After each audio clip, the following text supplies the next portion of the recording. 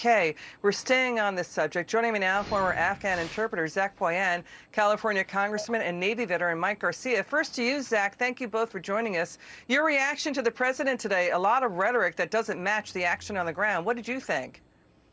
I believe that Canada and ISIS are already active in Afghanistan. We were able to American forces and my country thanks to American forces. Okay, we're having trouble with your sound. We're gonna come back to you as soon as we fix that technical difficulty. Congressman, we've abandoned Americans and allies to terrorists. This is worse than Saigon. It doesn't make sense to take out military personnel when you need the military personnel to get them out. Now we're putting military personnel back in, but the president's saying we will not do special force evacuations like France and the UK is doing. What do you say to that? Well, I mean, it's amazing, Liz. You must have an amazing intelligence committee working for you to be able to come to those conclusions. This is something that the average American could see coming for months, and unfortunately, our commander-in-chief could not. I don't know why. This was predictable. It was preventable. Look, these aren't just contradictions, and this isn't just rhetoric that we're hearing out of this commander-in-chief. At this point, these are flat-out lies. He's not honoring the commitments to our allies. None of this was preordained for failure, and this wasn't something that was unavoidable from day one. He mentioned today that he's had calls with our allies around the globe, and they're not questioning our credibility. That's absolutely false.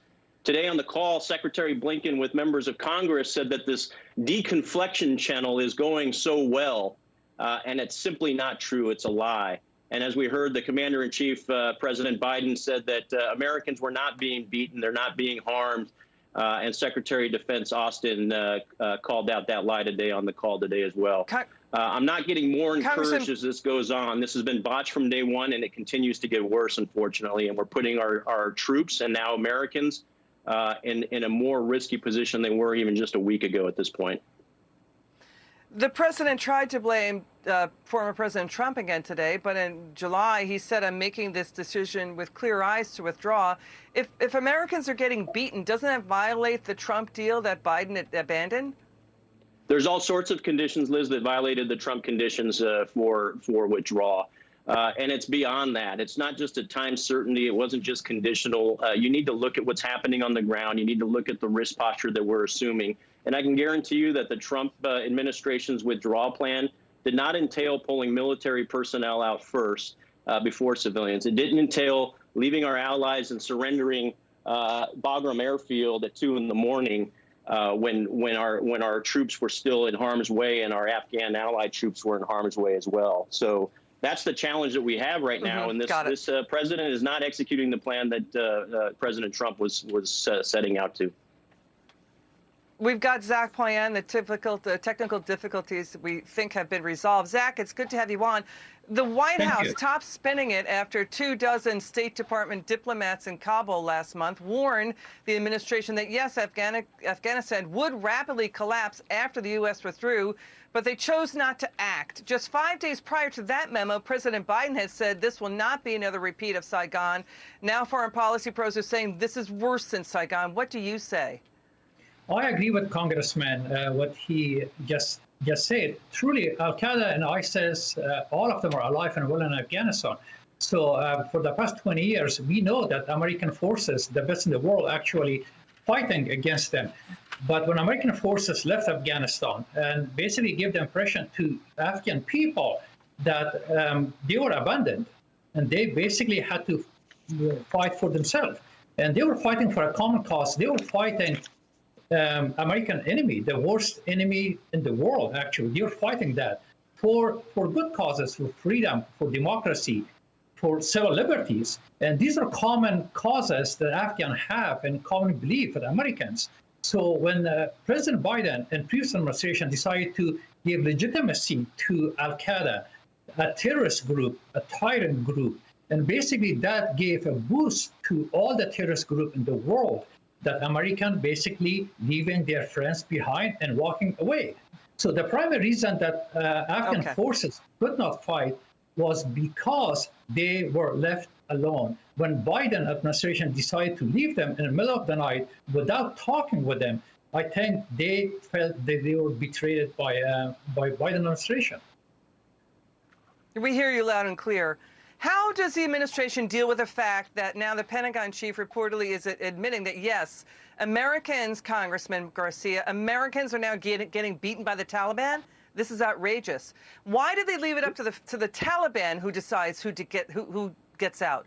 Why does the Taliban get to decide that? The White House is still choosing not to act, and Senator Lindsey Graham says, yeah, he should be impeached if any American or Afghan ally is harmed or stranded. This is Carter, Iran, 1981. Do we see a hostage situation again? I'm going to quickly close it out with what House Speaker Pelosi was saying earlier this week. Let's take that on first, Congressman. What do you say?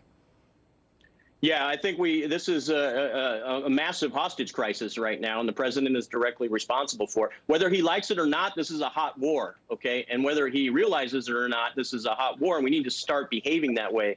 The fact that this operation is being led by the State Department rather than the DOD right now is a clear indicator, whether he's clear-eyed or not, that he's doing it incorrectly, and we're losing this fight even this week.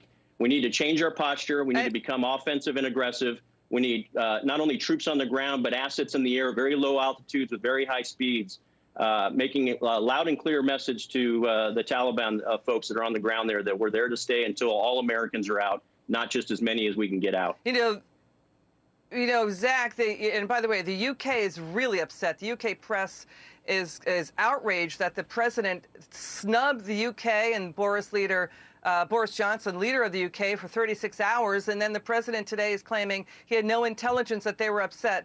Zach, I want to talk to you about this. House Speaker Nancy Pelosi called out for her "stuff happens" comment, abandoning to the Taliban and terrorists U.S. military hardware, planes, guns, thousands of armored vehicles, including Humvees, Black Hawk helicopters, military drones. Reuters reporting the Biden administration is now considering as one option airstrikes against that very same equipment.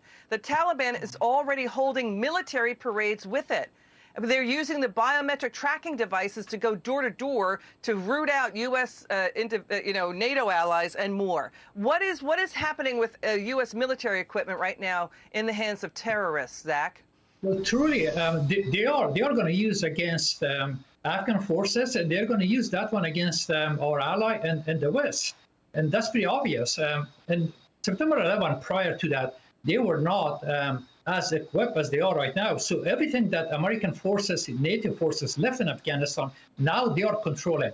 That could have been prevented easily if Biden administration left some forces there as a deterrent to Taliban.